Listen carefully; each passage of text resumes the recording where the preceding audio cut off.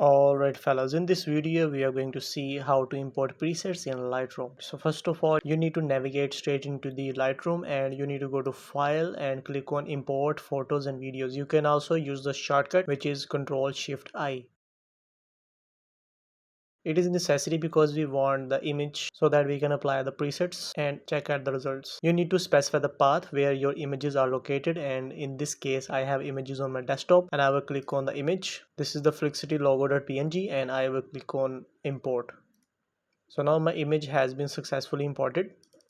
If I double click on this, it will be enlarged just like this. So in order to import the presets, you need to go to the develop and you need to find the presets in the left menu and you need to click on this plus sign, add new presets, and you need to click on import presets.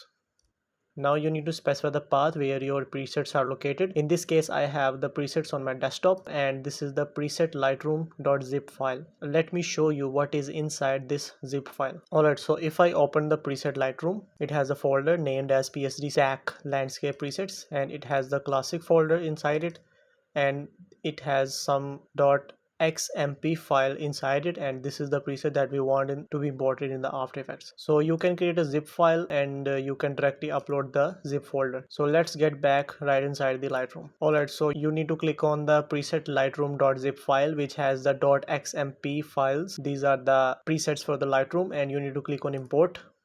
Once you click on import, you need to click on this arrow next to the presets and you will see the PSD stack landscape that I just showed you, and these are the presets that we can apply on this picture. So that's how it is easy to import the presets in the Lightroom. And if you face any issues, you can let me know. I will try my best to respond to your queries as soon as possible. Thanks again and have a nice day.